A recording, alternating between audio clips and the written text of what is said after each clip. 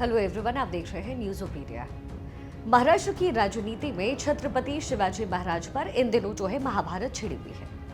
पहले सिंधुदुर्ग में शिवाजी की मूर्ति गिरने के बाद सियासी घमासान शुरू हुआ। यहां तक कि खुद प्रधानमंत्री नरेंद्र मोदी को इसके लिए माफी मांगनी पड़ गई। लेकिन अब पूर्व केंद्रीय मंत्री और बीजेपी नेता नारायण राणे ने कुछ ऐसा कहा है जिसके बाद एक नया विवाद शुरू हो गया है। राणे ने कहा कि वो इतिहासकार नहीं है, लेकिन इतिहासकार बाबा साहेब पुरंदरे से मैंने जो पढ़ा और सुना उसके आधार पर वो कह सकते हैं कि शिवाजी महाराज ने सूरत लाल लूट के लिए, मराठी में उन्होंने कहा, इसका मतलब था कि शिवाजी महाराज ने सूरत को लूटा था। ऐसे में सवाल उठता है कि क्या शिवाजी महाराज ने वाकई सूरत को लूटा था क्या?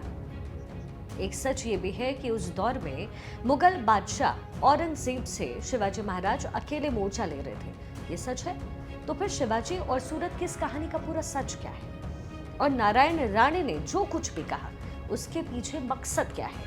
दरअसल इतिहासकार कहते हैं कि सूरत पर छत्रपति शिवाजी महाराज ने 2 बार हमला किया, 1664 में और 1670 ईस्वी में। इस हमले के पीछे असली मकसद था मराठा साम्राज्य की आर्थिक स्थिति को मजबूत करना। दरअसल सूरत उस समय मुगल साम्राज्य के नियंत्रण में था। शिवाजी की सूरत पर हमले की हकीकत जानने से पहले आपको उस वक्त के हालात क्या थे उसके बारे में पहले बताते हैं। क्या उस समय हालात बने थे? औरंगजेब ने 1660 ईस्वी में अपने मामा शाइस्ता खान को दक्षिण यानी कि दक्कन जिसे कहते थे उसका सूबेदार बनाया। उसे खास तौर पर शिवाजी से भिड़ने के लिए अपॉइंट किया गया। 1661 से 1663 ईस्वी तक शाइस्ता खान और उसकी फौज ने शिवाजी महाराज के मराठा राज्य को बहुत डैमेज किया। गांव के गांव उस समय जलाए गए और जमकर कत्लेआम भी मचाया गया। आखिरकार शिवाजी ने शाइस्ता खान को सबक सिखाने की ठान ली और अब 1663 में पूना, जिसे पुणे कहते हैं, शिवाजी ने अपने भरोसेमंद मराठा सैनिकों के साथ शाइस्ता खान पर हमला बोला और इस हमले से हैरान रह गए शाइस्ता खान। इस अटैक में उसे अपने बेटे से भी हाथ धोना पड़ा। शाइस्ता खान इस हार के बाद वापस लौट गया, लेकिन शिवाजी महाराज ने मुगलों की वजह से मराठा राज्य में हुए नुकसान की भरपाई करने का एक फैसला कर लिया। इसके लिए उन्होंने तय किया कि वो सूरत पर हमला करेंगे। उस दौर में सूरत मुगल साम्राज्य का बहुत ही अमीर और संपन्न शहर हुआ करता था। अब मुगलों को लगा कि सूरत पर तो किसी किस्म का हमला हो ही नहीं सकता, ये उनके दिमाग में आया।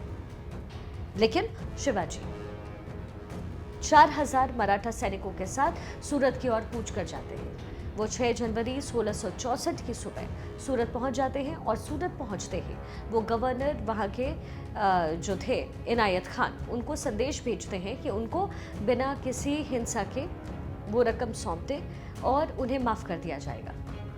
ये बात रखी गई, लेकिन गवर्नर वहां नहीं मानता है। उल्टा वो धोखे से खंजर निकाल करके शिवाजी को मारने की कोशिश करता है। ये उस समय की बात है। उसके बाद जंग वहाँ शुरू हो जाती है, क्योंकि शिवाजी पर जो हमला हुआ उससे मराठा सैनिक भड़क जाते हैं। इसके बाद शिवाजी की सेना शहर के अंदर घुस जाती है और उसके बाद जो मुगल बड़े मंसूबदार थे उनको लूटना शुरू कर देती है। 6 जनवरी से 10 जनवरी 1664 तक सूरत को शिवाजी के कंट्रोल में वो जगह आ जाती है। सूरत उस समय मुगलों का एक मेन पोर्ट भी हुआ करता था। यहाँ मुगलों का पूरा व्यापार उस समय चलता था, फारस की खाड़ी तक चलता था। तो शिवाजी महाराज उन्होंने ये सोचा कि अगर सूरत को लूटा गया तो उससे मुगलों को एक तरीके का जवाब भी होगा और उनको एक उनकी जो आर्थिक कंडीशन है वो उसकी हानि होगी, उनकी कमर भी टूटेगी। ये बात उनके जहन में उस समय चल रहा था। इतिहासकार सर चंदुनाथ सरकार भी अपनी किताब शिवाजी एंड हिज टाइम्स में लिखा है कि शिवाजी महाराज को स्वराज की स्थापना के लिए पैसे की जरूरत थी। इसके साथ ही उन्होंने शाइस्ता खान मराठा साम्राज्य में हमला कर रहा था, उसे खदेड़ने के लिए भी शिवाजी को धन और अच्छे हथियार चाहिए थे और वो मुगल दरबार में अपना खौफ पैदा करना चाहते थे ताकि जो मुगल हैं वो बार बार मराठा साम्राज्य पर अटैक ना करें। अब कुछ लेफ्टिस्ट इतिहासकार वो शिवाजी की सूरत लूट को गलत ठहराते हैं, लेकिन वो भूल जाते हैं कि इस लूट से 3 साल पहले तक मुगलों ने शिवाजी का राज तबाह कर दिया था। मुगल सेना ने आम मराठा नागरिकों का नरसंहार किया और इसलिए सूरत पहुंचने से पहले ही शिवाजी ने साफ किया था कि वो किसी आम आदमी को नुकसान नहीं पहुंचाएंगे, बल्कि उनका सबक है औरंगजेब को सबक सिखाना।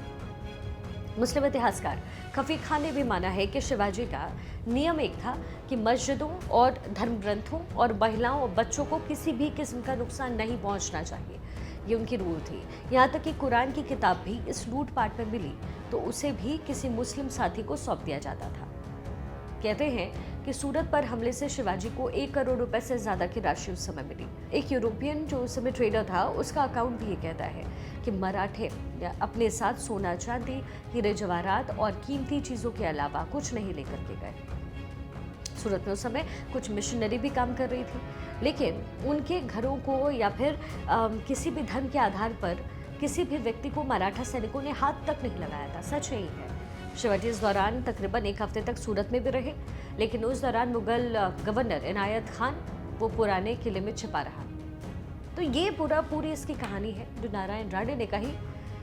सूरत पर पहला हमला करने के बाद 6 साल बाद अक्टूबर 1670 में शिवाजी महाराज औरंगजेब को सबक सिखाने के लिए एक बार फिर से सूरत पर अटैक करते हैं और इस बार 3 दिन तक वो सूरत को अपने कंट्रोल में रखते हैं।